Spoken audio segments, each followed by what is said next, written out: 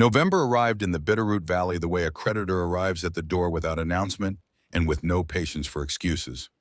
The thermometer nailed to the cabin's north-facing exterior read 22 degrees at 3 in the afternoon, and the sky to the west had turned the color of old iron left in the rain. Astrid Valen stood in the doorway with her arms crossed over her chest, not because she was cold, though the air had that particular bite that settles into the joints before it touches the skin, but because she was calculating. The valley stretched before her in the flat gray light, the Bitterroot range already white above the tree line, the fields below brown, and exhausted from the season's work. She had been in Montana territory for 3 years, long enough to understand that the mountains did not negotiate, and long enough to recognize in the color of that sky something she had been dreading since August. The woodpile along the north wall of the cabin contained roughly 2 cords. She had measured it twice, once with her eye and once by counting the rows and estimating the depth the way her father had taught her to estimate the volume of a ship's hold before loading cargo. 2 cords, 6 weeks of warmth if the winter was mild. Montana did not do mild. She pulled the door shut behind her and walked back to the main room, where the smell of boiled potatoes and dried beef had settled into the walls the way smells do in small spaces.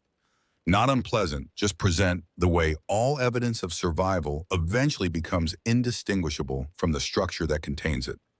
Erik was in the chair by the east window, his left leg elevated on the overturned crate they had been using as a footrest since the accident. The leg was healing. She knew this because the swelling had reduced and because he had stopped gritting his teeth every time Nils bumped the chair. But healing at the pace a broken tibia heals in a 40-year-old man who had been working in physical labor his entire adult life was not the same as healed.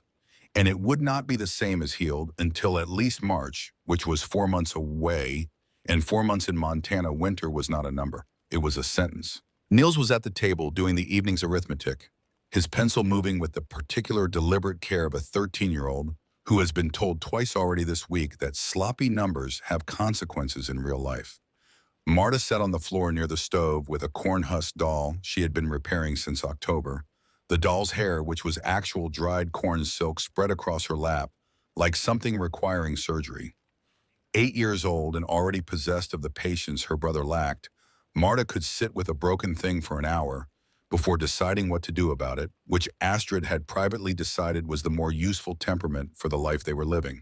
Astrid stood in the middle of the room and looked at her family with the kind of attention she usually reserved for weather and structural problems. The stove was drawing well. The walls were sealed against drafts at every point she had been able to identify. The root cellar under the secondary shed held enough dried beans, cornmeal, salt pork, and preserved vegetables to carry them through spring if they were careful. Food was not the problem. The problem was heat, and heat required wood, and the wood along the north wall was 2 cords, and 2 cords was not enough. She had done the arithmetic before, but she did it again standing in the middle of the room because the numbers had a way of shifting when she was not paying attention, the way hope has a way of making the column totals look better than they are. A cold Montana night burned through a quarter cord every 24 hours if the temperature dropped below 0 and stayed there. Below 0 was not a possibility. In the Bitterroot in January, it was a certainty, and the certainty would last not 1 night but weeks. 2 cords at a quarter cord per day, in the worst conditions, was 8 days. 8 days of genuine warmth from what was stacked against the north wall. The rest of the winter would require burning green wood from the river timber, which burned at half the efficiency and coated the chimney with creosote, which led to chimney fires, which led to outcomes she refused to trace to their conclusion, with 2 children asleep in the next room. She needed wood. She did not have money for wood. She could not cut wood because Erik was in the chair with his leg on the crate. The problem was not complicated. The problem was simply that every solution she could identify required something she did not currently have. She slept poorly that night, which was unusual for her. Astrid Valen was not a poor sleeper. She had come to that through the same process by which she had come to most of her practical competencies, necessity applied over time until the skill became indistinguishable from character. But that night she lay on her side of the bed listening to Erik's even breathing, and the wind moving across the roof and the occasional settling sound the cabin made when the temperature dropped after midnight, and she went through the available options the way a carpenter goes through a box of mismatched hardware, examining each piece, setting it aside, picking up the next. She could accept help from Owen Calloway. Owen had 12 years in the valley and a woodpile that was, by any reasonable estimate, more than he needed for the winter.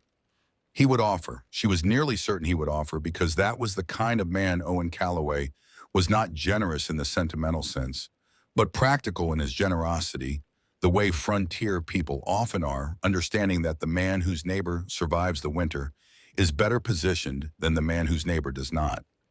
She could accept. She could thank him properly and let the debt settle between them unspoken and manage it when spring came. She knew exactly what managing it would look like. She had managed that kind of debt before.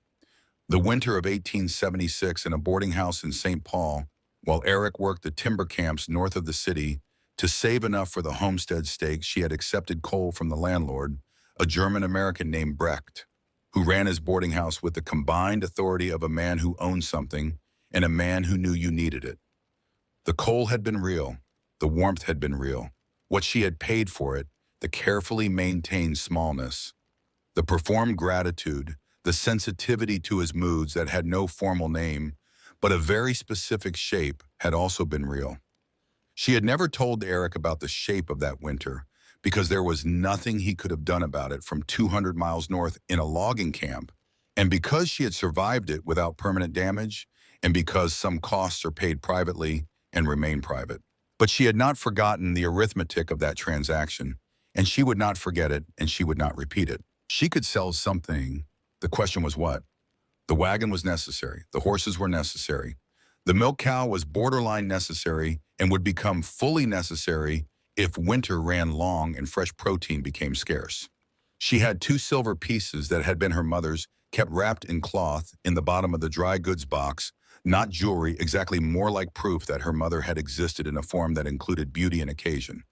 She had not spent those pieces in 11 years of financial difficulty, which suggested she would not spend them now, and she trusted that instinct the way she trusted most of her instincts, which was to say completely and without apology. She could cut wood herself. She lay with that option in the dark for a while, examining it from different angles, the way you examine a piece of ground before you decide to build on it. She had swung an axe before. Her father had put one in her hands when she was 12 in the yard of the house in Pittsburgh, where he ran his woodworking operation, a small shop that built furniture and repaired wagons and occasionally took contracts from the river trade for fitted cargo boxes, the kind of wooden containers with internal baffling designed to keep goods dry and stable during transit on the Ohio and the rivers west of it. She had not been trained as a woodcutter. She had been trained as an observer of wood, which was a different thing, but not entirely unrelated. The obstacle was volume. She needed not a morning's worth of wood, but a winter's worth, and she needed it before the first serious cold arrived, which in the Bitterroot could happen as early as the first week of December. She needed 4 cords, accounting for the 2 already stacked, to feel genuinely secure rather than provisionally secure, and 4 cords of split wood represented somewhere between 1,500 and 2,000 individual pieces, depending on how the rounds were split. She was not a young woman in the sense of 22, but she was not old in any sense that mattered for physical work. And physical work was something she understood, the way she understood most things, as a problem with a technical component and a commitment component. And the second component was usually the one that determined the outcome. She decided before she fell asleep. She did not mark the decision with any ceremony.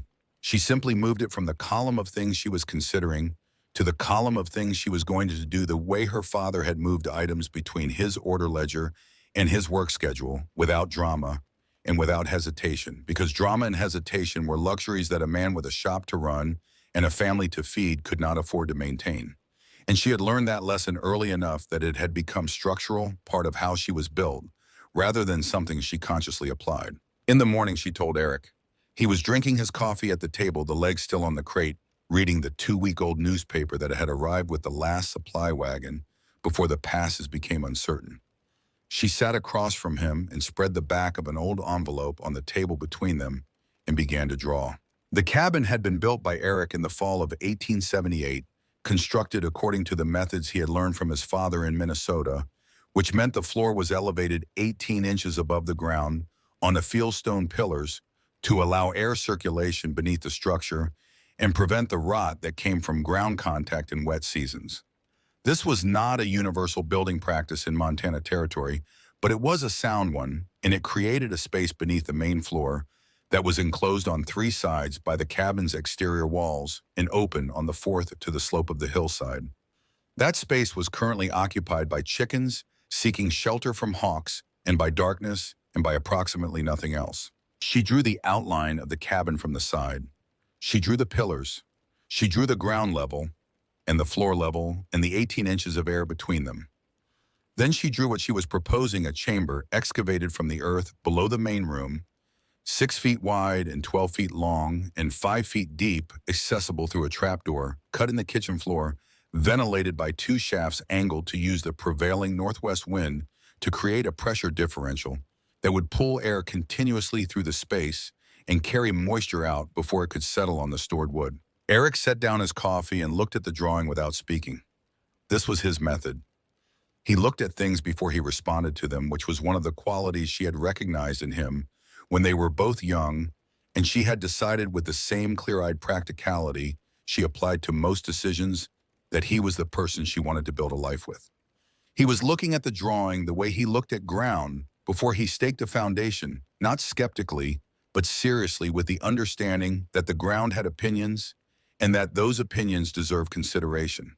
Column 2 and column 4, he said, finally pointing to the 2 middle pillars on the drawing. They're carrying most of the load on the west side. If you excavate close to them without additional support, the first hard frost will shift the ground and the columns shift with it, and the west wall develops problems. She had identified the same concern. She had not yet identified the solution. The base of each column needs to be widened before you dig near it, he continued. Stack additional fieldstone around the existing base, 3 feet diameter minimum flat layers. No mortar, you want it to flex slightly with temperature changes rather than crack. Distribute the load across a larger surface area. The column isn't moving anywhere if it's sitting on 3 feet of carefully stacked stone. How long will that take? For the 2 critical ones, 2 days if the stone is close. More if you have to haul it. She had noted a good supply of flat fieldstone along the creek bed 40 yards east of the cabin. She made a note on the envelope. They spent 2 hours at the table that morning, going through the drawing line by line. Erik contributed 3 specific technical modifications. The widened column bases, a slight inward slope to the excavated walls to reduce the risk of collapse in the clay layer, and a recommendation to position the downslope ventilation shaft 6 inches lower than the upslope shaft to maximize the convection effect. She incorporated all 3. By the time Marta appeared from the back room wanting breakfast, the envelope had been completely covered in notation, and she had turned it over and begun on the other side. This was not Astrid doing a man's work because the man was incapacitated. This was 2 people doing the work that needed doing with the capacities each of them currently possessed.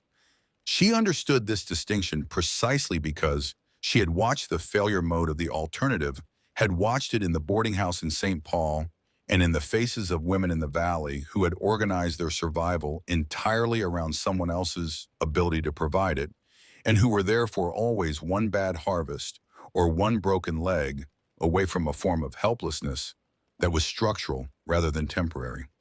She had no interest in structural helplessness. She had built a life specifically designed to avoid it. 2 days after that conversation, Owen Calloway rode past on his way south toward Stevensville and stopped when he saw the piles of fresh stone she had been hauling from the creek bed and stacking near the cabin's east foundation. He sat his horse and looked at the stones and looked at her and looked at the cabin and assembled the available information into a question. What are you building? Widening the pillar bases. Preparation for excavation. Excavation of what? A storage chamber below the kitchen floor. Owen Calloway was 52 years old and had been homesteading in the Bitterroot Valley since 1868, which meant he had arrived before the railroad and before the telegraph line and before any of the infrastructure that made Montana Territory resemble even superficially a place that had been fully incorporated into the century. He had survived 12 winters buried, 1 neighbor lost 2 horses to mountain lions, and watched 6 homestead claims fail in the surrounding area for reasons ranging from inadequate preparation to catastrophic bad luck to a combination of the two that was difficult to untangle at a distance. He was not a man who discouraged easily, and he was not a man who discouraged others easily, but he was a man who had seen enough frontier optimism, curdle into frontier catastrophe, to regard novel approaches to survival with the particular wariness of someone who has attended the funerals that follow them. He looked at her for a long moment. "You're talking about excavating under the cabin. Under the kitchen. Yes. That's your foundation you're proposing to dig around. I'm proposing to dig between the pillars with reinforced bases on each one in soil I have already tested for composition." "What composition?" "Blue clay from approximately 8 inches below surface to whatever depth I reach. It holds its form without shoring. I tested it this morning." She held up her right hand where the faint blue-gray residue of the morning's test digging was still visible in the creases of her palm. Owen looked at her hand. He looked at the cabin. He shifted in the saddle with the movement of a man working through a counter-argument and finding it incomplete, but not finding the incompleteness sufficient to abandon the counter-argument entirely. "What about water spring runoff in this valley is not a minor inconvenience. The ground slopes 6 degrees east from the cabin's north wall. Any water intrusion drains naturally toward the creek. I'll angle the excavation floor to match and position the lower ventilation shaft to serve as a secondary drain if needed. And the wood you're planning to store down there. Wood and underground moisture don't have a productive relationship. They do if air moves continuously through the space. The ventilation system creates a pressure differential using the northwest wind. Moving air carries moisture out. The wood stays at the ground temperature, which in this valley stays near 50 degrees year-round. No freeze-thaw cycle, no precipitation contact. The seasoning it arrived with is the seasoning it keeps." Owen was quiet for a time that felt longer than it probably was. The horse moved slightly under him, adjusting its weight, and he brought it back with a small movement of his knee. "I think you're making a mistake," he said finally. "But if you're determined, start from the northeast corner. Farthest point from the load-bearing columns. Work toward the center as you confirm the stability of each section." He rode on without adding anything further. She watched him go and then turned back to the stone pile. It was not his endorsement she needed. It was his knowledge of the corner, which had been useful, and she filed it in the appropriate place. The real work began the 3rd week of April, when the ground had thawed to sufficient depth for the excavation to be practical. She had spent the winter preparing in ways that did not require the earth to cooperate, studying the angle of the prevailing wind from the northwest by hanging a strip of cotton from the eave and recording its behavior in her notebook each morning for 60 days, measuring the family's actual daily wood consumption against the outside temperature to develop a precise forecast model, and completing the fieldstone reinforcement of the critical column bases on the 2 days in February when the temperature climbed above freezing long enough to work without her hands going wooden. The winter itself they survived on the original 2 cords, plus what Owen brought without being asked, 1 cord of split lodgepole that appeared stacked against the south wall one morning in January when 3 feet of new snow covered the ground and the temperature had not risen above 0 in 9 days. She had looked at the wood for a moment and then gone inside and added it to her supply calculation. She would repay it in the only currency available when spring came, work, in whatever form Owen needed it offered, without ceremony, and accepted the same way. This was different from the boarding house in St. Paul. She knew why it was different. The difference was not about the wood. The excavation itself was brutal in the specific way that close, repetitive, physically demanding work in confined spaces is brutal. Not dramatic, not dangerous in the way she had been warned about, but grinding in a way that accumulated daily into a form of exhaustion she had not previously cataloged. She worked in 2-hour shifts, crawling into the darkness below the kitchen floor with a coal oil lantern hung from a hook. She had driven into the underside of a floor joist and a short-handled spade that had been ground down to 2/3 its original length specifically for this application. The ceiling clearance at the start was 18 inches. As she dug, it increased. By the end of the first week, she had enough depth in the northeast corner to sit upright, which changed the nature of the work from something requiring extraordinary contortion to something merely requiring extraordinary effort. Nils operated the rope system she had rigged from a pulley screwed into the exterior wall, a simple mechanism that allowed her to fill a bucket in the hole and send it up to be emptied and returned without either of them needing to climb in and out more than once per shift. The boy had his father's steadiness. He didn't ask unnecessary questions, and he didn't complain about the dirt that came back down when the bucket swung on its return and caught the edge of the opening. He kept a count of the buckets on a piece of charcoal against the cabin wall, which was his own idea, and at the end of each shift he reported the number to his mother with the precision of a person who understood that information had value. On the fourth day, she encountered the problem she had not planned for. She was working in the western section of the planned chamber, the lantern casting its unsteady yellow circle across the clay walls, when her spade hit a change in the soil composition. Not the dense blue clay she had been working in since the first 8 inches of topsoil, but something that gave differently, a band of material that felt looser under the blade and looked lighter in the lantern light. She cleared a section of it carefully and examined what she found. Sand. Not pure sand, but a mixture heavy enough in sandy content that it would not hold a vertical wall without support. The band ran diagonally across the western third of her planned chamber at an angle she could not yet determine the extent of. She lay in the partial darkness and looked at the problem. The lamp burned.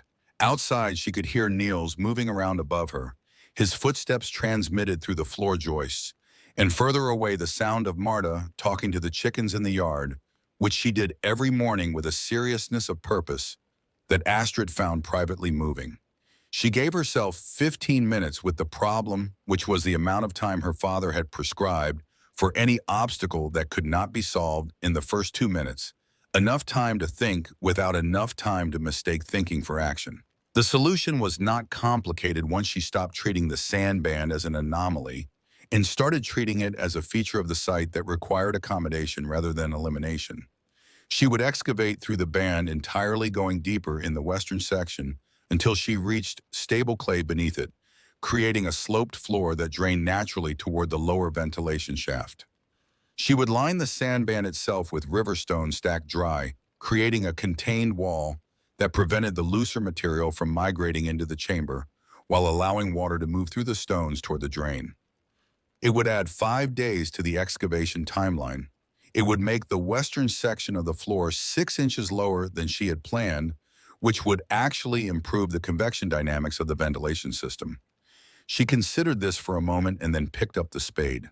Frank Aldrich arrived in the second week of May on the matter of a timber supply contract he had been negotiating with Erik since the previous autumn. He ran a sawmill 15 miles north that had been supplying lumber to settlers and contractors throughout the western portion of Montana Territory since 1874, and he had been dealing with Astrid Valen specifically long enough to have a professional opinion of the man's reliability, which was high. He found Astrid emerging from beneath the kitchen floor through the trapdoor opening she had cut 3 days prior, her hair tied back under a cotton cloth, her hands and forearms carrying a coating of blue clay that had dried to the color of slate. Frank Aldrich was 48 years old, born in Pennsylvania, to a family that had been in the Appalachian foothills long enough that the mountains felt like inheritance rather than geography. He had come west in 1870 with the specific intention of building something that would outlast him, which was a motivation he shared with most of the people who had ended up in Montana Territory, though they expressed it differently depending on what they had come from. He was not a sentimental man. He was a man who looked at structures and saw the decisions embedded in them, the way a physician looks at a patient and sees the history of choices the body has made over decades. He did not say anything immediately. He took the lantern she offered and lowered himself through the trapdoor with the careful deliberation of a large man in a small opening, and she heard him moving around beneath the floor for a duration that she estimated at 12 minutes before his boots appeared on the ladder rungs and he climbed back out. "The third column from the north wall," he said. "You see the base on the east side." She had seen it. A slight irregularity in the way the lowest stones sat, a barely perceptible deviation from plumb that suggested the base had not been perfectly level when originally set and was now expressing that imperfection in response to the changed conditions around it as she excavated. "It'll worsen," he said. "Not this season, maybe not next. But the third frost cycle after you open up that space, the ground movement is going to find that weakness and work it." "I know, I haven't identified the fix yet." He looked at her with the expression of a man who is recalibrating his assessment of a situation. I have 6 2x4 planks at the mill that didn't make spec for the contract I'm running. 48 inches each. You set them as diagonal braces from the base of that column to the clay floor, 45-degree angle 2 on each face of the column.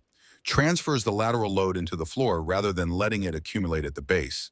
I'll put them on the contract as scrap. You settle it when you settle the spring timber account. It was a commercial transaction. The planks were worth what they were worth, and she would pay for them when she could, and neither of them needed to attach a different name to it. She said yes. Then he raised the concern about moisture.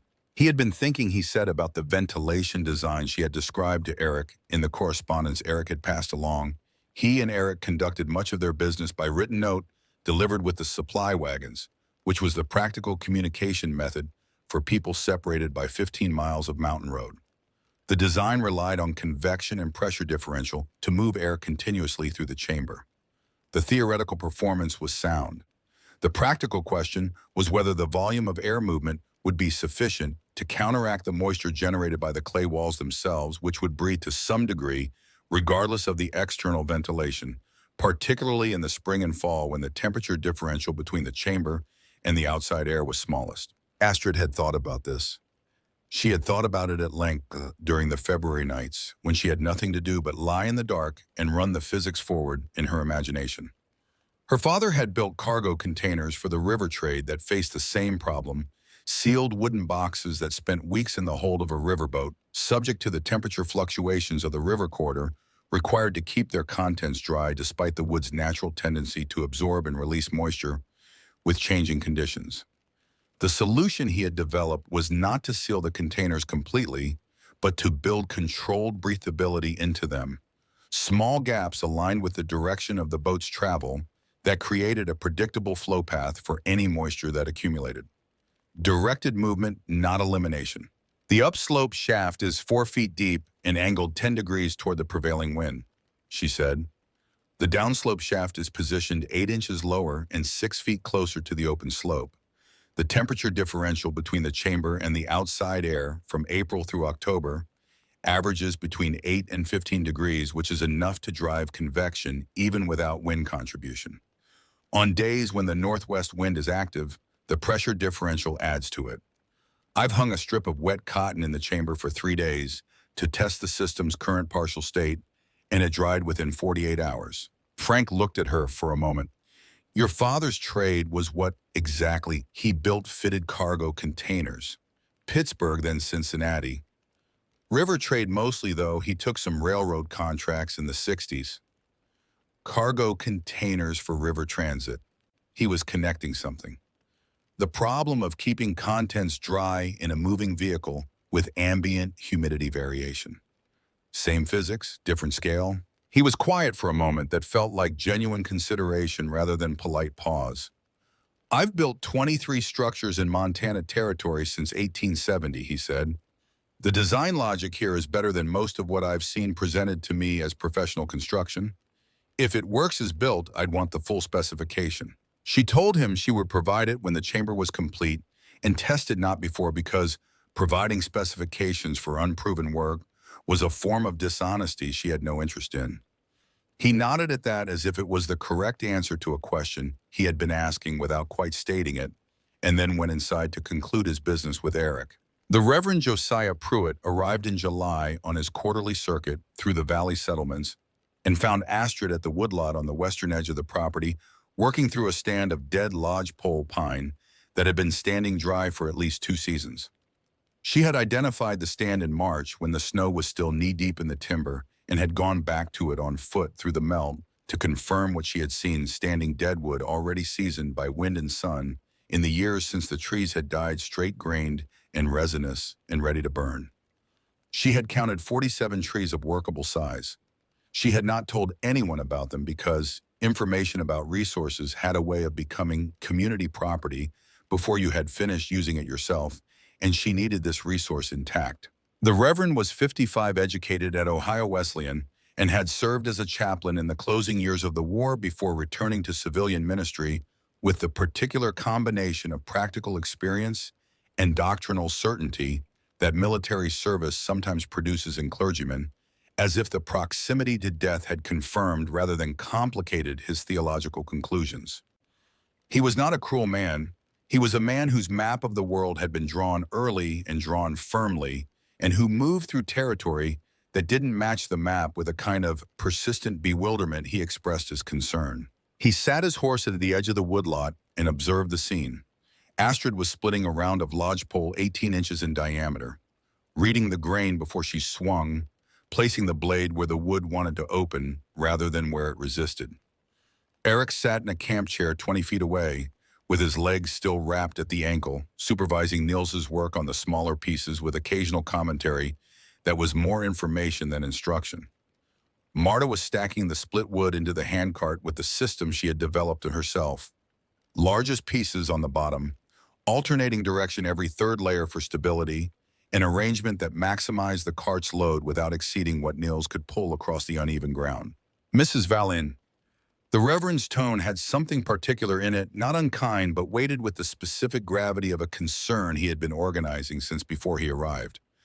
I had not expected to find you engaged in this kind of labor. Astrid set the axe and looked at him. Mr. Valen's leg is healing. I'm capable of splitting wood. Your capability is not in question. He paused. There are men in this valley who would assist a family in difficult circumstances. It seems to me that the appropriate response to this situation would be to accept that assistance. We received cordwood from Mr. Calloway in January. I haven't declined the community's help. I've organized it as it was needed and available. She picked up the axe again and positioned the next round. Is there something specific that brought you out today, Reverend? He tried a different approach. He had heard he said about the excavation project under the cabin, and he had concerns, not merely practical concerns, though he understood those existed among others who had examined the project, but concerns of a different character. A home was a thing built on solid ground, and the act of undermining its foundation, even partially, even for ostensibly practical purposes, seemed to him to carry a symbolism that was worth examining. The axe came down, the round split clean, two pieces falling to opposite sides of the block. She straightened and looked at him directly. The foundation is fieldstone pillars set in blue clay. I've widened the bases and added diagonal bracing to the column most affected by the excavation. The foundation is more stable now than it was before I began the project, not less. Erik spoke from his camp chair without raising his voice, the way he did when he had something to say that he had decided should be said once. Reverend, my wife, is an engineer in the practical sense of the word. She identified a problem, analyzed the available resources, designed a solution, and is executing it with more technical precision than most of the structures I've seen built by men with professional experience in this territory. I would be grateful if the conversation stayed within those terms. The Reverend was quiet for a moment. He looked at Erik. He looked at Astrid.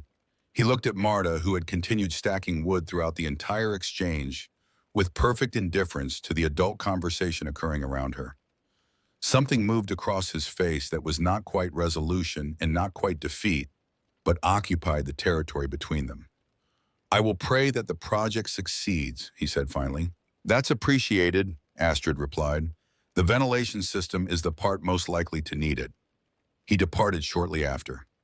She did not spend energy speculating about what he would say when he was elsewhere, because she had learned through experience that the things people say when they are elsewhere are mostly beyond your management, and energy spent on things beyond your management is energy removed from things within it. Clara Whitmore came in August after the excavation was complete and before the serious wood splitting had built to its peak volume. She brought sourdough bread in a straightforward manner that had been in Astrid's experience one of the more reliable currencies in the valley. Clara was 46, a widow since 1878, when her husband had died of typhoid in the second year of their homestead claim, and she had been running the western section of the valley settlement largely on her own practical judgment since then. She had strong opinions about construction and stronger opinions about efficiency, and she had been watching the Valen project from a careful distance since she had heard about it from Owen Calloway sometime in May. She went down into the chamber with a candle, spent 8 minutes there, and came back up with mud on her knees and a specific concern. The trapdoor creates a thermal problem, she said, settling at the kitchen table with the directness of a woman who did not believe in approaching a subject from an angle when a straight line was available. When you open it to retrieve wood-cold air from the chamber, displaces warm air in the kitchen. In a room this size at January temperatures, that exchange happens fast. You'll feel it every time you open the door. Astrid had identified this problem 2 weeks earlier and had a partial solution in progress. She described it as a secondary frame built around the trapdoor opening, rising 12 inches above the kitchen floor with its own hinge cover. The cold air from the chamber would fill the box on opening, and the box would contain it while she retrieved the wood rather than allowing it to spread across the floor where Marta played and the family's feet existed. Clara looked at the existing trapdoor construction. She looked at the space under the kitchen table where the door was positioned. Make the box 14 inches, not 12, and seal the inner edge with the same leather stripping you used on the door itself. The difference between 12 and 14 inches of air buffer in that box is the difference between a nuisance and a system. She pulled out a piece of paper from her coat pocket and began sketching dimensions. She had clearly been thinking about this since before she arrived. Astrid recognized this because she did the same thing, worked through problems in advance, so that when the conversation happened, she could contribute something useful rather than merely reacting to what she found. "I thought this project was unnecessary," Clara said, while she sketched, not looking up. "I told Owen that in May. A well-positioned external woodshed with a solid roof would accomplish most of the same thing for less effort. An external shed requires milled lumber. I don't have the money to purchase a roof structure that has to withstand the snow load this valley generates, and it's exposed to the temperature swings that cause wood to reabsorb moisture even after seasoning." Astrid paused. "The chamber maintains 52 degrees regardless of what's happening outside. That's not a variable, it's a constant." Clara put her pencil down and looked at her with an expression that contained something more than the practical assessment she had come to deliver. "I know what it is," she said. "I also know what it isn't, which is the point I was wrong about. I thought you were complicating a simple problem. You were solving a different problem than the one I thought you were solving." Astrid waited. "The simple problem is getting through one winter," Clara continued. "You were solving for getting through every winter. That's a different calculation." The chamber was completed by the end of July, measuring exactly 6 feet wide and 12 feet long, with a floor that sloped imperceptibly toward the downslope ventilation shaft and walls of smooth-shaped clay that had been formed naturally by the excavation process into surfaces as consistent as anything that could have been deliberately finished. The column problem had been resolved. 4 diagonal braces of 2x4 pine running from the base of the compromised column to anchor points in the clay floor, set at 45 degrees on each face, distributing any lateral load into the earth, rather than allowing it to concentrate at the column's base. The ventilation system was complete, both shafts lined with riverstone to prevent collapse. The upslope shaft positioned under the cabin's eave line, the downslope shaft extending 6 inches below the surface of the grade beyond the drip line. Astrid had tested the system before she began loading wood into it by spending 30 minutes in the chamber with the trapdoor closed and both ventilation shafts open, holding a candle near each shaft in turn to observe the flame behavior. The upslope shaft showed the candle bending inward toward the chamber. The downslope shaft showed it bending outward toward the exterior. Air was moving through the space in the correct direction at a velocity sufficient to flutter the candle flame consistently. She hung a wet cloth from a joist and checked it 48 hours later. Dry. The wood splitting occupied August through the 3rd week of October, a period she would not describe to anyone afterward with the word difficult, because difficult implied the possibility of the alternative, and there had been no alternative. She rose before the sky was light, completed the essential domestic work, and walked with Niels to the woodlot. She split the rounds and he hauled the pieces in the handcart, and she split the next rounds while he was gone. Her hands went through 3 phases, blistered raw, and finally calloused to the point that the wood's grain left impressions in her palm that she could read when she pressed her hand flat at the end of the day. Her right shoulder developed a deep ache that was present every morning for the first hour and then subsided into something she could work around. She worked around it. By the 3rd week of October, she had split and stacked 3.5 cords in the chamber below the kitchen floor and 1 cord in the traditional external stack along the north wall as a contingency. The chamber held exactly as much as she had calculated it would. The wood arranged by Niels in a pattern he had developed himself, alternating the direction of each layer to maximize contact surface for air circulation while minimizing wasted volume in the corners. She descended through the trap door on the evening of October 19th with a lantern and stood in the space that had been dirt and darkness 6 months before, running her hand along the rows of split lodgepole, feeling the dry roughness of properly seasoned wood under her palm. The temperature in the chamber was 51 degrees. Outside, the thermometer read 28 degrees and dropping. The wood was as dry as the day it had been split. Not approximately dry, not provisionally dry, dry. She stood in the chamber for 5 minutes without moving. She was not a woman who marked her achievements with visible ceremony. She had completed what she had set out to complete. The completion had been executed according to the technical specifications she had developed, and the result was what the physics had said it would be. She felt the particular satisfaction of a thing that has worked the way it was supposed to work because it was designed to work that way. Not luck, not persistence alone, but the combination of observation and execution that produces results that can be relied upon. Then she picked up an armful of wood and climbed back through the trap door into the kitchen, where the stove needed loading and supper needed starting, and Marta was already at the table with her arithmetic, waiting, with the patience of a child who has learned that the adults in her life will arrive when the necessary thing is done. The first serious storm hit 11 days later. 2 days of sleet and freezing rain, followed by 14 inches of snow, the temperature dropping from 54 degrees to 19 degrees in 6 hours and staying there. When it cleared, the external woodpile along the north wall was encased in a shell of ice an inch thick, and the logs frozen together at their contact points into a mass that would require a maul and significant effort to break apart. Owen Calloway rode over the morning after the storm cleared his horse, picking its way through the drifts. He had spent 90 minutes before dawn that morning working the ice off his own woodpile to get enough fuel for the day. He did not need to say this. It was evident in the set of his jaw and the particular tiredness in his eyes that is different from the tiredness of insufficient sleep, and more specific to the tiredness of effort expended on problems that should not exist. Astrid opened the trap door and descended. She came back up carrying a full armload of split lodgepole, handed it to Niels, and descended again for a second load. The wood was dry and light and carried the smell of split pine. That means heat potential rather than moisture and waste. She handed the second load to Owen, who was standing in the kitchen doorway, and watched his face as he registered the weight of it, the dryness that registers in the hands as a kind of lightness, the way properly seasoned wood always feels almost paradoxically weightless compared to its size. He did not say anything for a moment. He turned a piece over in his hands and looked at the cut face of it, which showed no ice crystals in the grain, no frost at the surface, no evidence of the conditions that had been accumulating outside for 2 days. "Well," he said finally. The single word carried something in it that was more than his dictionary content. "I'll be damned." Astrid took the wood back from him and stacked it beside the stove. "Probably," she said, "but not on account of the firewood."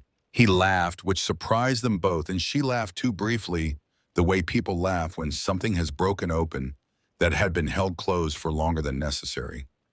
Outside, the storm's aftermath lay across the valley in the particular silence of new snow, and the mountains to the west were white to their base now, and the winter that had been coming for months had finally arrived.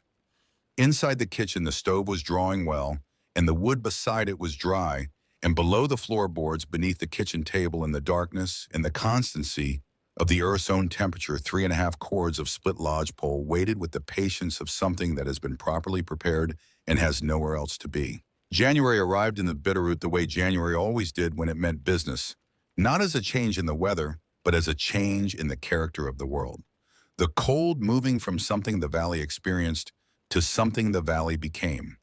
There was no gradual descent, no weeks of moderate cold that allowed a family to calibrate their consumption and adjust their expectations. On the 5th day of the month, a system moved down from the north with the indifference of geography, and the temperature dropped to -28 degrees before the week was out, and stayed in that range with the particular stubbornness of cold that has found its season and intends to occupy it fully. The mountains became theoretical, suggested by the white mass at the horizon on the rare clear days, invisible entirely when the clouds came down, and the wind picked up, and the world contracted to the distance a person could see from a cabin window which was not far. Astrid descended through the trap door each morning before breakfast. It had become the first act of the day preceding even the stove lighting, because the stove lighting depended on what she brought up. And because she had learned in the first 2 weeks of January that the chamber had its own rhythm, its own constancy, and that descending in it first thing in the morning was the equivalent of checking a calculation she already knew was correct, not necessary but clarifying in a way that set the tone for everything that followed. The temperature held steady, regardless of what the thermometer outside reported. The wood was dry, regardless of what the weather was doing to the external woodpile, which by the second week of January had become a solid architectural mass of ice-fused logs that would have required a pickaxe and considerable motivation to disassemble. She thought about the families in the valley using that external wood. She knew who they were, and she knew their situations with the specificity of a person who has paid attention to her neighbors, not out of social interest, but out of the practical understanding that in an environment with this many variables, information about the people around you is a form of resource. The Hadleys, 4 miles east, James and Ruth, and their 2 children, the younger one not yet 2 years old. The Henderson family, whose woodpile she had evaluated at a distance in November and found inadequate even before the season's severity had declared itself. The Carmichael brothers, who had arrived the previous spring with more confidence than preparation, and whose situation she had been watching with the specific attention of someone who knows what the early indicators of a crisis look like before the crisis becomes undeniable. She did not spend time on regret about what she had built versus what they had not built, because regret was not a useful application of attention, and because the chamber existed now, and the families in the valley had made their own preparations according to their own judgment and their own resources. What she did spend time on was the question of what, if anything, her preparation created as an obligation to the people around her. This was not a simple question. She had organized her entire approach to this winter around the principle that self-sufficiency was the only form of security that did not carry hidden costs. But self-sufficiency is a description of a condition, not a prohibition against generosity, and the distinction between those two things was one she was still working out as January deepened. Erik was improving. The leg had reached the stage of healing where the pain was intermittent rather than constant, present on movement, and in the cold hours after midnight, and largely absent during the middle of the day when the stove had warmed the main room to a livable temperature. He had resumed his role as the family's primary intellectual resource, which was the role he had always been better suited to than the physical one, and which he filled now with the particular energy of a man who has been lying still for months and finds that his mind has been storing work like water behind a dam.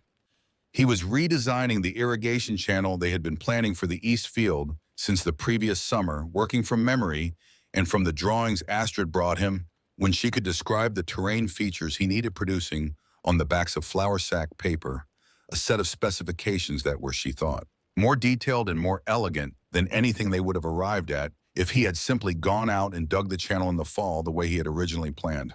Niels had changed in ways she noticed without remarking on. The boy who had spent the previous summer moving between reluctant participation in the farm's work and genuine enthusiasm for the woodlot project had consolidated over the winter into someone more continuous, a person whose internal debate about whether he wanted to be doing what he was doing seemed to have resolved itself into something quieter and more committed. He did his arithmetic without being told.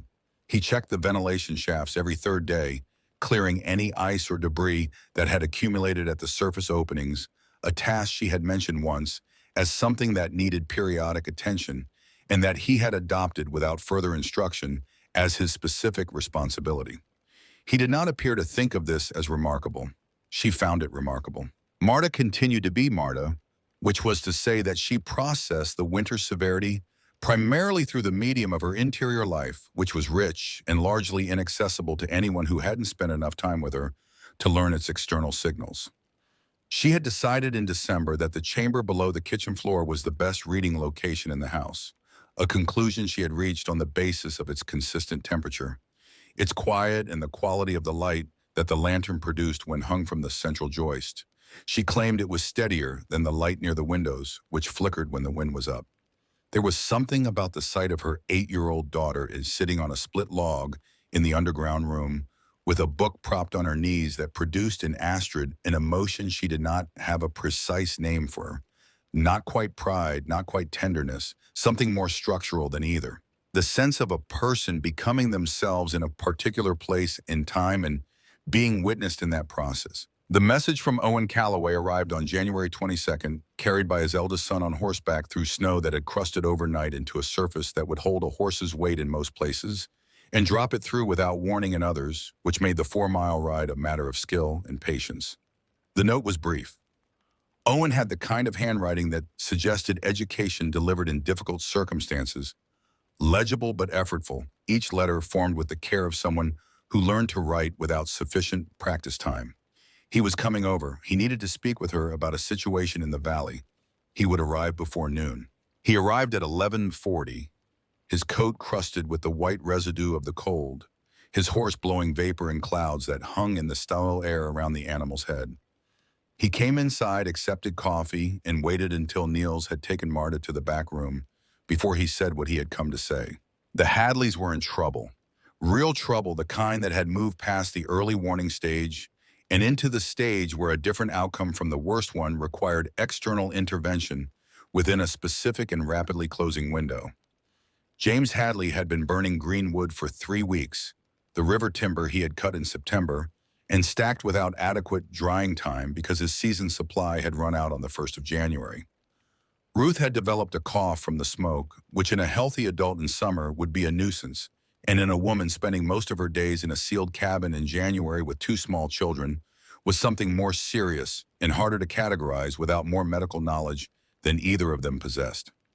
James himself had developed a tightness in his chest that he described in a note to Owen as feeling like a boot on his sternum, which was a description that did not require medical training to recognize as significant. Their chimney was coated in creosote from the greenwood combustion. Owen had ridden past the Hadley place 2 days ago on his way south, and the smoke coming from the chimney had been the particular dark gray that meant incomplete combustion and accumulating danger. He had not stopped because he was already running late and because he had told himself there was nothing he could do in a single visit. He had regretted not stopping every hour since. "What are they short by?" Astrid asked. Owen had thought about this on the ride over. Half a cord would get them through to the point where James can start working again. He's been down with the chest since the storm. If he can get warm, genuinely warm, not provisionally warm for 4 or 5 consecutive days, I think he recovers the function. But 4 or 5 days of genuinely warm means dry wood, and dry wood is what they don't have. Astrid set her coffee cup down and looked at the trap door under the kitchen table. She did not need to run the numbers aloud because she had been maintaining a running calculation of the chamber's inventory since the season began. 3 1/3 cords remained in the chamber as of yesterday morning. She needed 2 cords to carry the family through to March with a reasonable contingency buffer. 1 cord was available beyond that. Half a cord given to the Hadleys left her with half a cord of surplus. In a normal winter, that margin was comfortable. In this winter, which had not yet shown any indication of moderating, it was the difference between security and optimism, and she had not built the chamber on optimism. She sat with the calculation for what felt longer than the approximately 90 seconds it actually took. Owen waited without fidgeting, which she appreciated. He had learned to wait in the way frontier people learn most things through the accumulated experience of situations where rushing the outcome produced a worse outcome than patience would have. "Half a cord," she said, "on one condition." He waited. When James is able to work again spring, whenever the chest clears, he gives Erik 3 days on the irrigation channel project. Erik has the design complete and needs the physical labor I can't provide at the same time as everything else that needs doing. 3 days of a capable man's work in April or May. Owen looked at her for a moment with an expression that was difficult to read, and then resolved into something she recognized as respect, which on Owen Calloway's face was not a warm expression, but a precise one, like a measurement that came out even. "He'll take that. I know he'll take it. That's why I'm offering it rather than something he might reasonably decline." She stood and moved to the trap door. "Help me carry it out." They loaded Owen's sledge with half a cord of dry lodgepole, the wood pale and clean in the January light, splitting the air with the smell of pine resin that had nowhere to go in the cold, and simply hung around the work like a presence. She had selected pieces from the back of the chamber, the ones that had been in the longest and were therefore the driest of anything she had stored, because if the purpose was to get James Hadley warm and functional in 4 to 5 days, she was not going to accomplish that with wood that was merely good when she had wood that was better. Owen lashed the load and looked at her from the sledge. You could have just given it to them. His tone was not accusatory. It was the tone of a man working something out. I could have, but then James Hadley would spend the spring thinking about what he owes us, and that thinking would color every interaction between our families for longer than it should. This way he knows exactly what the exchange was. The account is clear. Nobody has to carry anything invisible into next year. Owen was quiet for a moment, his horse's breath making small clouds in the air between them. My first wife would have called that wisdom, he said finally. I used to call it stubbornness. I'm not sure the difference is as large as I thought it was. He drove south toward the Hadley place, and she went back inside, and the morning continued in the direction a morning goes, when the necessary thing has been done, and the next necessary thing is already waiting. The storm that arrived on the 17th of January had been the largest of the season so far. The storm that arrived on the 2nd of February was larger. It came with less wind, but more volume-dropping snow at a rate that accumulated 26 inches in 40 hours before it shifted, and the temperature dropped another 12 degrees, and the snow that was on the ground compressed under its own new weight into a denser layer that made travel across the valley essentially impossible for anything, except a horse with a very experienced rider who was willing to accept the risk of breaking through the crust into 3 feet of soft snow underneath. Nobody made that trip who didn't have to. Nobody had to, who wasn't in the specific kind of trouble that required it. Frank Aldrich had to in the 3rd week of February, and the fact that he made the 15-mile ride from his mill in those conditions with a specific purpose rather than general social intention told her something about what his stated purpose concealed. He said he was there to finalize the spring timber contract with Erik. And this was true as far as it went, which was not as far as the real reason. He had come to see the chamber in operating conditions in the depths of the worst winter the valley had produced in the memory of anyone currently living in it, because he was a man who evaluated systems under load rather than under ideal conditions, and he had been thinking about this particular system since May. He did not make a ceremony of the request. After he and Erik had concluded the contract discussion, he simply looked at the trapdoor under the kitchen table and then looked at Astrid with the expression of a man waiting for permission he expected to receive. She opened the door, and he descended with his own lantern, which he had brought from his saddlebag, as if he had planned to need it. She heard him moving around below for a time she estimated at 15 minutes longer than his May visit, longer than a structural inspection required. When he came up, his expression was the particular expression of someone who has been confirmed in a hypothesis they had been careful not to commit to prematurely. He produced a square of cloth from his coat pocket, damp, clearly wet before it had been folded and stored. He held it up for her to see and then set it on the kitchen table between them. I put that in the chamber at 8 this morning, he said, before I came inside. She looked at the cloth. It was dry, not almost dry, dry in the way that cloth is dry when it has been exposed to moving air in a temperature-stable environment for a sufficient period to complete the process. That's 3.5 hours. 3 hours and 40 minutes. In February, in the worst winter any of us have seen, with the ground frozen to whatever depth it's frozen to. He folded the cloth and put it back in his pocket. I built my first sawmill in this territory in 1874. I've been working with wood professionally since I was 16 years old in Pennsylvania. I know what dry wood does that wet wood doesn't, and I know what the difference costs in heat efficiency, in chimney safety, in the simple mechanical reliability of getting a fire started when the temperature outside is 40 below and your family needs it to start. He stopped and looked at the trapdoor. The specification you offered me in the fall when the chamber was complete and tested. I'd like to take it now. Astrid had the drawings in the dry goods box wrapped in oilcloth, which was where she kept anything that needed to survive Montana's ambient humidity intact. She retrieved them and spread them on the table.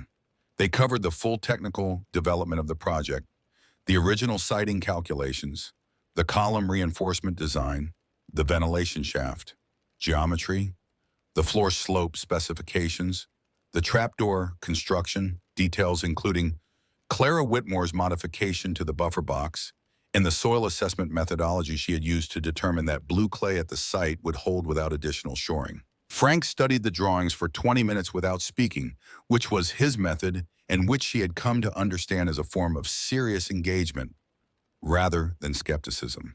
He asked 4 specific questions: the minimum soil depth required before the blue clay layer was reliably encountered in this part of the valley, whether the ventilation performance was affected when the chamber was fully loaded with wood versus partially empty, the load calculation basis for the column base widening, and whether the diagonal bracing had been necessary in sites with different soil composition. She answered all 4 from memory because the answers were the kind of information she had retained not through deliberate effort, but through the natural adhesion of knowledge to the mind that generated it. There are 7 homestead sites within 20 miles of this location where the soil conditions are similar enough to make this design viable, Frank said when she finished. I can identify them because I've built on or near all of them. The people on those sites are getting through this winter the way everyone else is badly, and at a cost that's going to show up in their health and their woodpile situation for the next 2 or 3 seasons. He looked at her steadily. I'm not asking you to build this for them.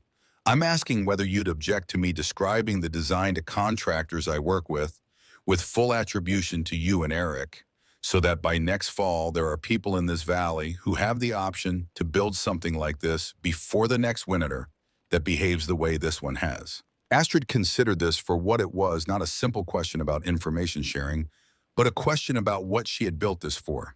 She had built it for her family. The fact that the design was good did not create an obligation to distribute it, but it also did not create a prohibition against distribution. And she was not the kind of person who held knowledge back from people who could use it because knowledge felt like property. Knowledge was more useful in circulation than in storage. Tell them to start with the soil assessment, she said. Sandy substrate will collapse without shoring that costs more than the external shed they could have built instead. The design only works in stable ground. If they skip the soil assessment, they'll build something expensive that fails, and then nobody will try it again for 20 years. Frank nodded. This was the answer he had expected, and the specificity of it, the immediate focus on the failure mode rather than the success case, confirmed something he had been assessing since May about the quality of judgment he was dealing with. He rolled the drawings carefully and handed them back. I'll have copies made at the land office in Stevensville. They have a man there who does survey work. He can copy technical drawings.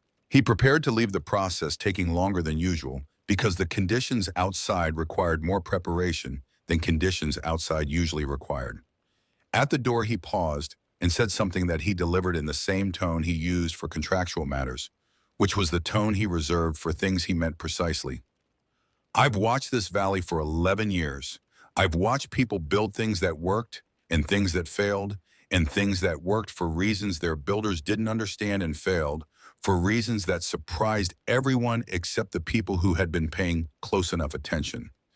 This is the first time I've watched someone build something that worked for exactly the reasons they said it would work in exactly the conditions they said it would work in because they understood the underlying principles clearly enough to design for them rather than around them. He put on his hat. That's rarer than the result. He left before she could respond, which she thought was probably intentional, because Frank Aldrich was a man who knew when a statement was complete and when adding to it would diminish it. The last week of February brought a moderation, not warmth. Nothing that could be called warmth by any definition. That didn't begin with the caveat that warmth is relative, and the reference point here was -30, but a shift in the pattern that meant the temperatures stayed above zero for 3 consecutive days, and the sky showed actual blue between the cloud systems rather than the uniform gray ceiling that had pressed down on the valley since January. In that moderation, people moved. They checked on each other. They compared conditions and losses and the particular kind of information that only circulates when people can physically transport it. Ruth Hadley's cough had resolved. James's chest had cleared in the 5 days following Owen's delivery of the dry wood exactly as Owen had predicted, which suggested that the boot-on sternum sensation had been the body's response to cold and smoke rather than the beginning of something more structural. The Hadley children had come through the worst of the winter without significant illness, which was the outcome that mattered most and the one that was hardest to guarantee in advance. The Carmichael brothers had burned their furniture. Not all of it. They retained the essential pieces, the table, the two sleeping frames, the chairs, but the secondary furniture. The decorative pieces, one of them had brought from the family home in Ohio, and that had looked increasingly like combustion material as January wore on, had gone into the stove in the second week of the month. They were not in danger. They had made the calculation that furniture was replaceable and warmth was not, which was the correct calculation, and they had made it before the decision was forced on them by pure desperation, which was the version of the correct calculation that indicated the presence of actual judgment rather than mere survival instinct. Two families in the eastern section of the valley had experienced chimney fires. One had lost a section of the roof above the kitchen, the fire having burned through the wooden frame around the chimney exit before it was brought under control by a combination of packed snow thrown from the roof and a quantity of luck that the family acknowledged openly and with appropriate gratitude. The other family had lost more, and the fire had traveled from the chimney into the roof structure and then into the wall framing on the north side before it was contained, and the structural damage to that wall was sufficient that the space it had formerly enclosed was now exposed to the outside air through gaps that canvas and wool blankets could partially but not fully address. They were surviving. They were not comfortable, and they would not be comfortable until the repairs that were impossible in the current conditions became possible in the spring. Astrid learned all of this during the third week of February through the specific mechanism of Clara Whitmore, who arrived with fresh information, the way she arrived with everything directly without preamble and with the implicit understanding that the information was being delivered because it was useful, not because the delivering of it was a social ritual. Clara had ridden a circuit of the valley in the 3 days following the moderation, visiting 6 households, assessing conditions with the practical attention of a person who had been doing her own equivalent of this kind of preparation for years and knew what to look for. She sat at the kitchen table and delivered her assessment point by point, and Astrid listened and noted what was useful and filed the rest. Then Clara said the thing she had clearly been building toward since she arrived. "I owe you a different conversation than the one I had with you in August." Astrid waited. "I told you in August that the design was sound after I looked at it. What I didn't tell you was that I thought it was sound in the way that things can be sound in theory and still fail in practice because theory doesn't account for the variables that the actual world insists on introducing." Clara looked at her hands, then back up. "I thought you'd get through the project and find something you hadn't anticipated, the moisture problem, or the structural problem with the column, or something else entirely, and that the winter would catch you partly prepared instead of fully prepared, and that you'd manage but not thrive. I thought the design was slightly better than the alternatives, not categorically better." She paused. Outside, the moderated wind moved across the roof with a different sound than the January winds had made, still cold but less purposeful, the sound of weather that is leaving rather than arriving. "I was wrong about the category," Clara continued. "Watching James Hadley burn furniture-grade wood for heat in the same week that you were pulling seasoned lodgepole out of your floor is not a difference of degree, it's a difference of category. And that difference came from your design, which I evaluated as adequate and which turns out to have been correct in a way I didn't fully credit. This was the hardest kind of honesty. Not the honesty of admitting a mistake in the moment when the outcome is still uncertain and the admission costs something, but the honesty of acknowledging after the fact that you had been wrong in a way that had consequences, and that those consequences had been borne by other people while you watched from a position of relative safety. Astrid recognized it because she had practiced it herself in moments she did not discuss with others, the private accounting that keeps a person's understanding of their own judgment calibrated against reality. In the spring, Astrid said, "I'd like your help identifying which families in the valley have the soil conditions to make this work on their properties. You've been here longer than I have, and you've walked more of this ground. I know the technical requirements. You know where the ground meets them." Clara looked at her for a moment. Something in her expression shifted towards something warmer than her usual aspect. "I was going to propose exactly that," she said. "I just wasn't sure you'd want my assessment after I'd been wrong about yours." Being wrong about a thing before it's proven and being right about it after it's proven are both less useful than being right about it while it's still in question, Astrid said. You were wrong about mine while it was still in question. I'll take right about other people's while they're still in question over hindsight. Clara produced her paper and pencil from her coat, and they spent the next 2 hours going through what Clara knew about the soil conditions on 12 properties in the valley, which families had the elevated floor cabin construction that made the approach feasible, and which sites had the slope and drainage characteristics that the ventilation system required. By the time Clara left, they had identified 7 viable sites, exactly the number Frank Aldrich had estimated from his structural knowledge of the same area, which was a convergence that both of them noted without comment, the way people note when 2 independent measurements produce the same result, and simply add it to the column of evidence they are already keeping. The chamber's inventory on the last day of February was 1 cord and 2 stacks, which was comfortable for March, if the winter moderated on the schedule that March usually imposed on Montana winters, which it did not always do, but which it did more often than not.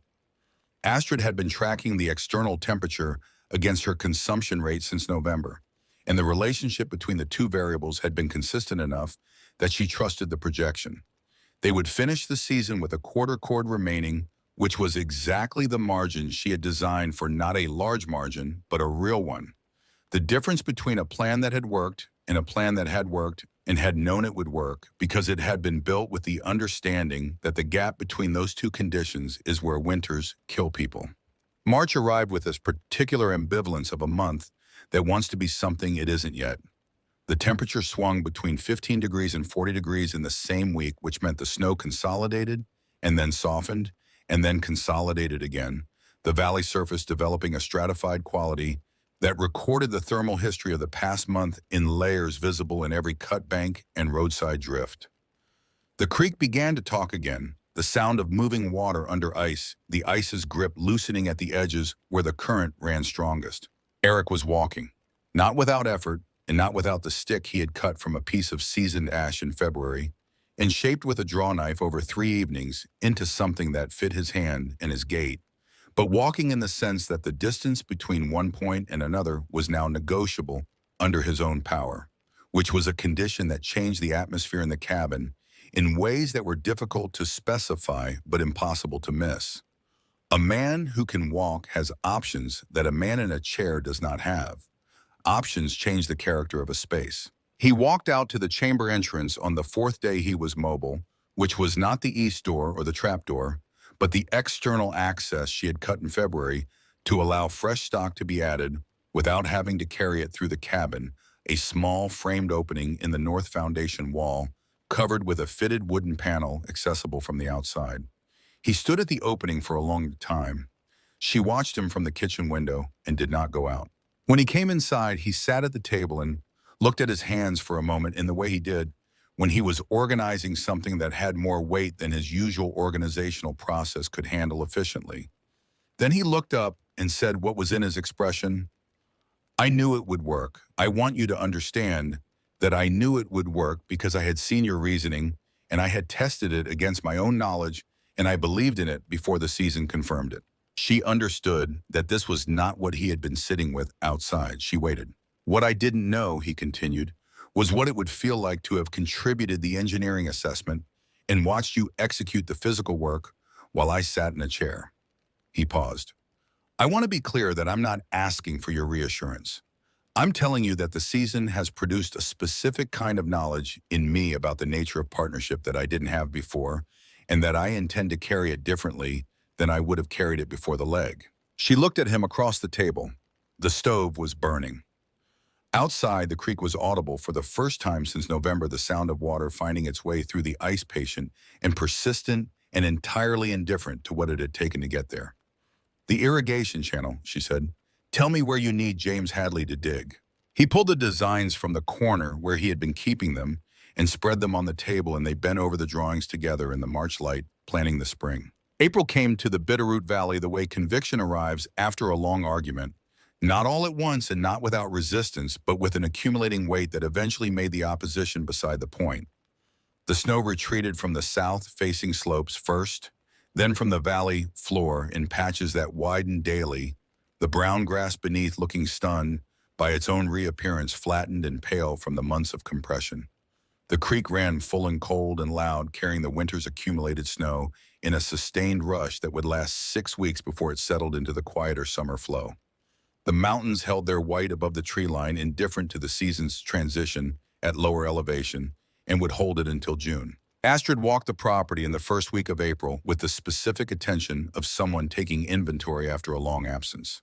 The external woodpile, the one cord she had maintained as contingency, was reduced to a third of that she had drawn on it in the final 2 weeks of March, when the temperature had staged a brief return to winter conditions that had lasted 9 days and consumed more than her most conservative projection had accounted for. The chamber below the kitchen held a quarter cord and 2 additional stacks, which was exactly the margin she had projected in February, which was itself the product of the design specifications she had developed the previous spring, which had been developed from the physics of convection and ground temperature, and the observed behavior of the northwest wind across the particular topography of this piece of ground. The margin was not luck. It was arithmetic carried forward from observation, and it had arrived at the correct answer. She stood at the chamber's exterior access panel and looked at what remained inside. The wood that had entered this space in October as the product of a summer's splitting labor had become heat by March, and the heat had become the season's survival, and the season's survival had become something she was still working out how to name, not triumph, because triumph implied an adversary, and the winter was not an adversary, it was a condition, and conditions don't lose. What she had done was not defeat the condition, but design a correct relationship with it, which was a different thing and a more durable one. You could defeat a battle. You could not defeat a climate. You could only decide carefully and in advance how you intended to live inside it. James Hadley arrived on the 12th of April as agreed. He came on horseback before 8 in the morning with his tools on the pack horse behind him, and a directness in his arrival that Astrid recognized as the movement of a man who has settled an account in his mind and is ready to settle it in fact. He was 41 broader through the shoulders than Erik, with the kind of hands that a man develops from 20 years of working ground that doesn't cooperate easily. His chest had fully cleared. He moved without the careful quality of a man monitoring his own breathing, which was the most informative thing about his condition, more informative than anything he might have said about it. Erik met him at the door, and they shook hands and went inside to look at the irrigation drawings together before going out to walk the east field, which was the sequence that made sense for the work they were planning. Astrid was already at the field when they arrived, having walked the proposed channel line that morning to identify the 2 points where the slope changed enough to require adjustment to the specifications Erik had designed from memory. She had marked these points with stakes cut from the ash saplings along the creek bank, a system that allowed Erik to see the actual ground condition against his design without having to walk it himself more than once. James looked at the stakes and then at the drawings and then at the field with the practiced eye of a man who understands the relationship between water and grade from the accumulated experience of farming ground that punishes misunderstanding of that relationship with failed crops and wasted work. He pointed to the adjustment Astrid had identified at the second stake and asked a question about the slope calculation, and Erik answered it from the drawings, and James looked at the ground again and nodded with the expression of a man confirming his own assessment against a second source and finding them in agreement. The three of them spent 20 minutes at the field before the digging began, which was the right amount of time enough to understand the problem fully, not so much that the understanding became a substitute for the work. The 3 days James gave were useful in the specific way that capable physical labor, from a person who understands what they are doing, is always useful efficiently without the incremental slowdown that comes from having to instruct and re-instruct and adjust for inexperience. He and Erik worked the channel line together, Erik doing what his leg would allow, which was more each day as the work itself continued. The rehabilitation that rest alone could not complete. James doing what the drawings required, which was consistent and competent, and matched the specifications closely enough that the channel would carry water in the direction and volume the design called for. By the end of the third day, 2/3 of the channel was dug and lined with the flat stones that would prevent the banks from eroding in the spring surge. James said he could come back for a fourth day if the remaining third required it. Astrid said she would send word. He rode home on the evening of the third day, and the exchange that had begun with half a cord of dry lodgepole in January was complete in the way that exchanges are complete when both sides of them are visible and neither side is carrying anything forward that wasn't agreed to in advance. She found this satisfying in a way that was precise rather than warm, the satisfaction of a correctly closed account, which is its own category of feeling and not a lesser one for being more technical than emotional. Clara Whitmore came the following week, as they had agreed in February, with her 6 pages of notes from the Valley survey and a new set of observations she had made during 3 additional visits she had conducted since then. She spread her notes on the kitchen table alongside the drawings Frank Aldrich had returned after having copies made in Stevensville, and she and Astrid went through the 7 viable sites she had identified, cross-referencing each one against the soil assessment methodology in the specifications and the terrain requirements for the ventilation system. 3 of the 7 on closer examination presented complications that Clara's February assessment had not fully accounted for. One site had a high water table in spring that would make the drainage design insufficient. One had a cabin orientation that placed the prevailing wind parallel to rather than across the proposed ventilation axis, which would require a more complex shaft configuration than the standard design. The third had soil conditions that were borderline clay content present but not dominant, the kind of mixed composition that might hold or might not, depending on variables that could not be fully assessed from the surface. They eliminated the first. They discussed modifications to the second that would make it workable at higher cost. They flagged the third as requiring additional testing before anyone invested the labor a construction of this type demanded. That left 4 sites where the design could be implemented as specified without modification, with a high degree of confidence in the outcome. Clara produced the names of the families on those 4 sites and their specific situations as she understood them: their wood supply adequacy, their cabin construction, their financial position relative to what an excavation project would cost in labor time. Astrid went through them with the same calculation she had applied to her own situation the previous November, running the numbers forward through next winter and identifying where each family's existing preparation would leave them and where the chamber design would move them to. 2 of the 4 families were in positions similar to hers had been adequate wood in a mild winter, genuinely at risk in a severe one.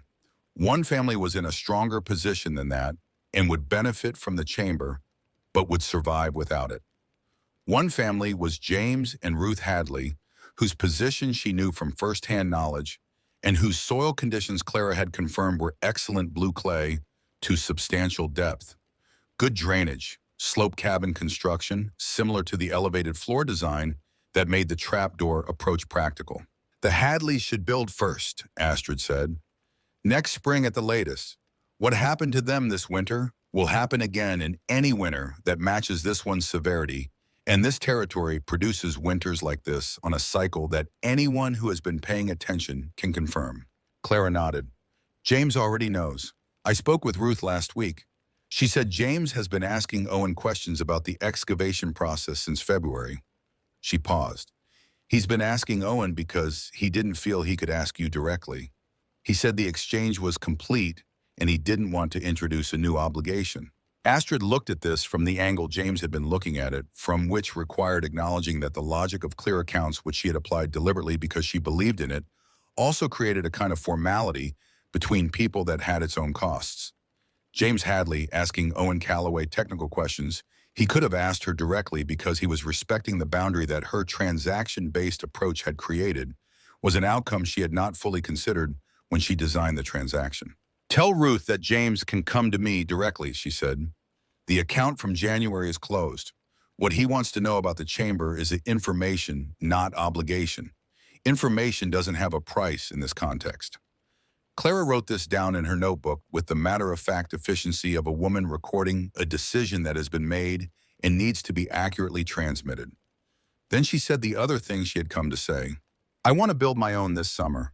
I have the soil conditions and the cabin construction. I've read the specifications closely enough that I understand the design, but I'd like you to look at my site before I commit to the excavation, because there's a drainage question on my south side that I can't fully resolve from the drawings alone. They rode to Clara's property that afternoon 4 miles west on roads that were soft from the thaw but passable. Astrid walked the ground below Clara's cabin with the attention she had given her own ground the previous year, reading the slope, noting where water had moved during the spring runoff by the marks it left on the soil surface, testing the clay composition at 3 points in the planned excavation area by pressing a sharpened stake to the depth required and examining what came up on the end of it. The drainage question Clara had identified was real. The south side of the cabin sat at a point where the natural grade flattened for approximately 12 feet before resuming its descent, a terrain feature that would cause water to pool rather than drain if the downslope ventilation shaft was positioned in the standard location. The solution was a modified shaft placement 8 feet further south past the flat section where the grade resumed and the drainage moved reliably. It added complexity to the shaft construction, but did not change anything else in the design. Astrid marked the correct shaft position with a stake and explained the reasoning. Clara listened in the way she listened to all technical information, without expression, processing it fully before responding, and then responding with a question that demonstrated she had understood what she had been told and was now moving to the next layer of it. The question she asked was about the shaft lining in unstable soil at the extended depth the new position required. Astrid answered it. Clara made a note. They rode back in the late afternoon with the light going gold across the valley, in the way April light goes in mountain country, warm in color, but not yet warm in temperature, beautiful in the specific way that things are beautiful when they carry the memory of their absence. Clara spoke about the winter from her position 3 months alone on her property, her nearest neighbor 2 miles away, managing her wood supply with the careful precision of a person who knows exactly how much she has and exactly what she can afford to use per day, and who applies that knowledge without variance, because variance is how margins disappear. She had gotten through it with 2 weeks' supply remaining. She had been comfortable by the standards of the season. She had not been afraid, which she attributed not to courage, but to preparation, and she made the distinction carefully because she believed it was important. What we call fear in these conditions is usually the correct reading of an actual situation, Astrid said. The families who burned furniture in January weren't afraid because they were weak. They were afraid because their situation warranted fear. The question is whether you respond to the correct reading with preparation or with paralysis. Clara was quiet for a moment with this. That's a useful distinction, she said finally. I've been thinking about what you said to me in March about being wrong during uncertainty, being different from being right in hindsight.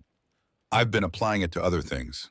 They parted at the junction of the Valley Road, where their routes diverged, and Astrid rode home in the early evening with the mountains holding the last light above the tree line, the valley below them already in the blue shadow that precedes full dark, the creek audible from the road in the way it is audible in April when it is running at its fullest. Reverend Josiah Pruitt arrived on the 24th of April without the advance notice he sometimes sent and without the particular weighted posture that had characterized his July visit the previous year.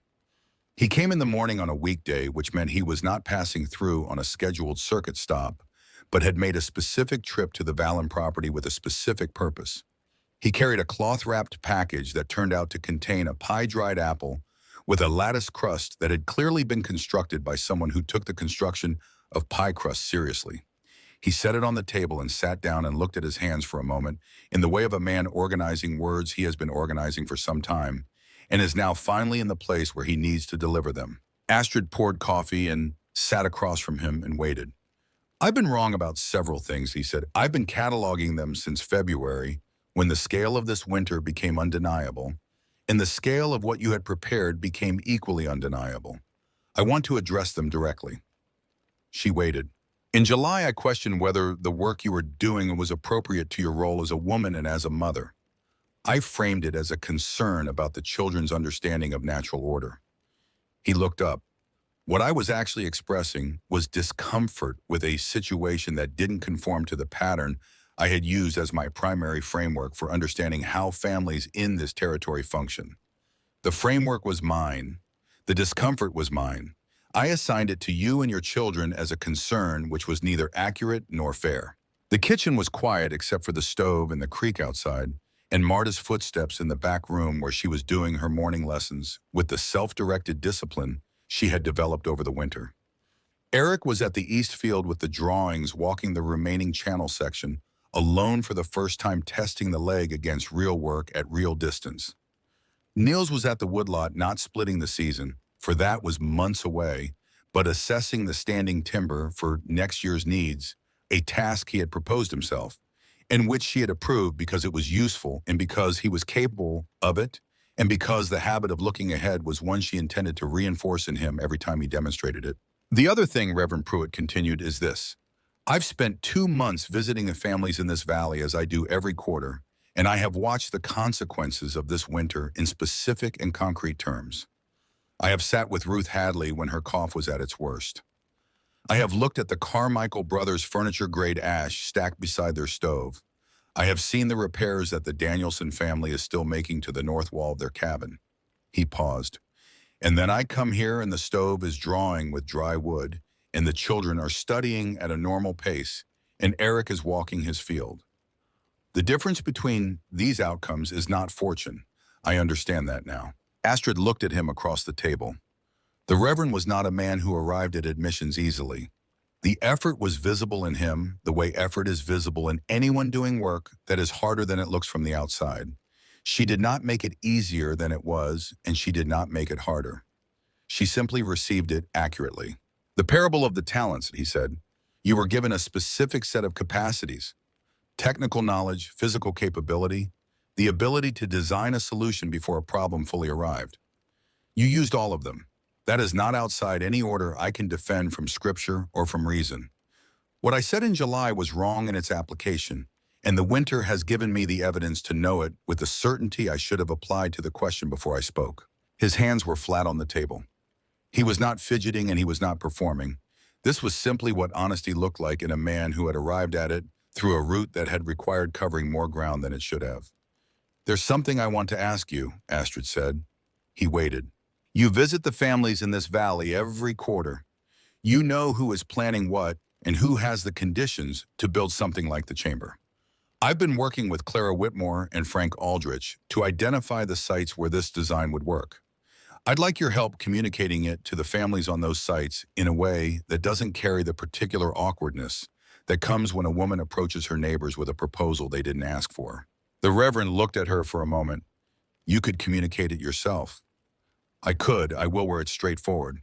But there are households in this valley where a woman arriving with a technical proposal will be received with a specific kind of doubt that has nothing to do with the proposal's merit, and where the same proposal arriving through a different channel will be received more usefully. You know which households those are better than I do. He was quiet for a time that she let remain quiet. Outside, the creek ran. The stove burned. The morning continued around them in the ordinary way of a morning in April, which is to say it was not ordinary at all, because April in the Bitterroot after the winter they had just come through had a quality of arrival that a person could feel in the chest if they were paying any attention. I will include it in my circuit visits this spring, Reverend Pruitt said, as a practical matter for households preparing for next winter. Without the theological framing I applied incorrectly last year. That would be useful, Astrid said. Thank you. He stayed for another hour. They talked about the valley, the families he was concerned, about the ones he thought had the resilience to recover from the winter's damage, and the ones he was less certain about, the young couple who had arrived in September with ambitions that exceeded their preparation and who had survived their first Montana winter on charity, extended by 3 separate households, and who would need before next October to develop something more durable than the generosity of their neighbors as a survival strategy. He spoke about them not with condescension, but with the specific concern of a person who has watched people fail in recoverable and unrecoverable ways and knows the difference in the early indicators. When he left, he took a piece of the pie back with him wrapped in cloth because he had a long ride and the pie was good, and there was no sensible reason for him to leave it all behind. At the door, he paused. One more thing. What you said to me in July about Montana's natural order being that you do what needs doing or you don't survive, I've been carrying that with me since you said it. He looked at her with something in his expression that was more direct than his earlier formality. It's a better theology than I gave it credit for at the time. He rode north and she watched him until the road curved through the cottonwoods along the creek and he was gone. And then she went inside and sat at the table alone for a moment before the day's next work required her attention. The outcomes of this winter were information, the Hadley's recovery, Owen Calloway's conversion from skeptic to advocate, Frank Aldrich's distribution of the specifications, Clara Whitmore's 7-site survey, Reverend Pruitt's honest accounting of his error. These were not rewards. They were data. They confirmed that the design had been correct not only in its technical dimensions, but in its secondary effects, the ripples that a working solution produces in the environment around it, when the environment is made of people rather than physics. She allowed herself 3 minutes with that. Then she put on her coat and went to find Erik at the east field. The spring passed in the condition of relentless work that left no ambiguity about where the time went. The irrigation channel was completed in the second week of May. James Hadley returning for 2 additional days, he offered without reference to obligation, and that Astrid accepted without reference to the previous transaction, because they had moved past the ledger phase and into something that functioned more like genuine cooperation. The channel carried water from the creek to the east field in sufficient volume to support the expanded cultivations she and Erik had been planning since the previous year, and the first week it ran, she stood at the upper end of it and watched the water move down the grade and felt the specific satisfaction of a system working as designed. Clara Whitmore broke ground on her chamber excavation in the first week of June, starting from the northeast corner as the specifications directed, working in 2-hour shifts using the bucket and pulley system that Astrid had developed. Owen Calloway helped with the fieldstone work. Frank Aldrich contributed the diagonal bracing timber for the column that presented the same load distribution issue the Valen chamber's third column had presented. Clara's chamber was complete in 4 weeks faster than Astrid's by half, because a problem solved once carries in its solution the time that solving it cost the first time. The Hadleys began their excavation in August. James had come to Astrid directly in June, as Clara had relayed that he was welcome to do, and they had walked his site together and she had answered his questions with the same specificity she applied to any person asking about a technical matter she understood and they needed to understand. By October of 1881, 3 chambers existed in the Bitterroot Valley where one had existed the previous year. Frank Aldrich communicated the design to 4 contractors in the Missoula area with the full technical specifications and the specific warning about sandy substrate that Astrid had insisted be included. 2 of those contractors had built chambers for clients by the following spring. The design moved the way useful information moves in practical communities, not through announcement or promotion, but through the specific mechanism of a result that people could observe, and a problem that people recognized connecting across the distance between them through the network of people who had seen both. Owen Calloway built his own chamber in the spring of 1883, the last of the original Valley skeptics to do so. He built it with James Hadley's help. His timber came from Frank Aldrich at the standard commercial rate. He installed the trapdoor himself, and when it was finished and the first load of wood had been stored, and he had descended and stood in the space for the first time, he remained there for 10 minutes in the dark after the lantern burned low. Not because he was making any kind of peace with anything, but because it was quiet there, and the earth held its temperature, and sometimes the most useful thing a person can do is stand in a place that works and let it work around them before returning to the surface. Niels Valen grew into the engineer that the winter had begun shaping.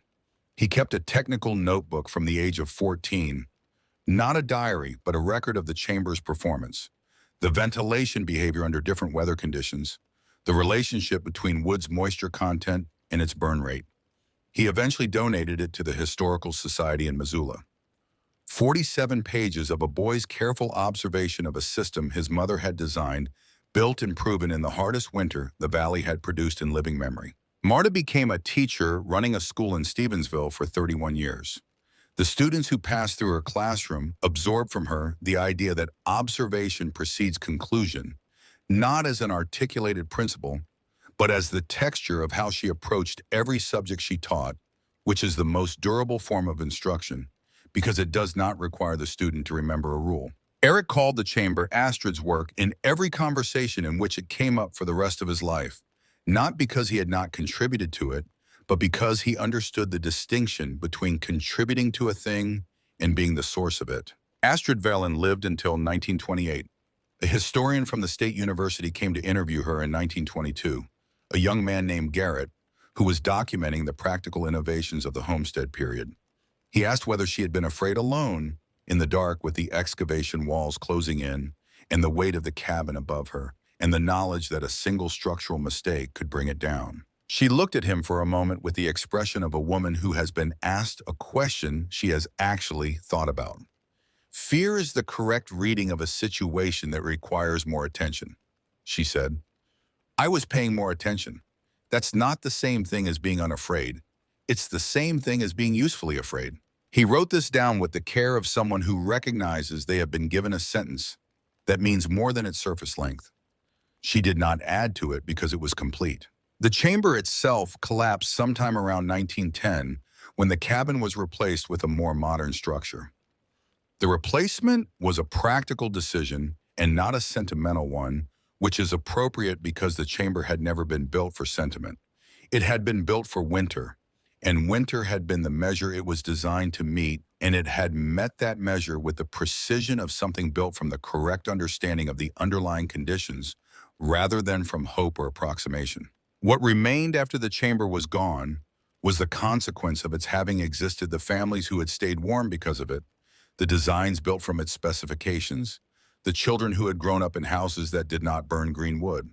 What remained was also the principle which does not collapse when the structure does. The principle that the most durable solutions are built from the correct reading of local conditions rather than from methods that worked elsewhere. The principle that the margin between adequate and sufficient is not a technical distinction, but an existential one. The principle that self-sufficiency is not the refusal of community, but the condition that makes genuine community possible, because the person who cannot be broken by a bad winter can afford to help someone through one, and the person who cannot afford to help is not in a community, they are in a dependency. And the difference between those two things is the difference between a people who survive together and a collection of individuals who survive or don't in isolation. Astrid Valen dug a hole under her kitchen floor because the mathematics required it. Everything else followed from the quality of that work and the clarity of that understanding. The hole is gone, the mathematics remain.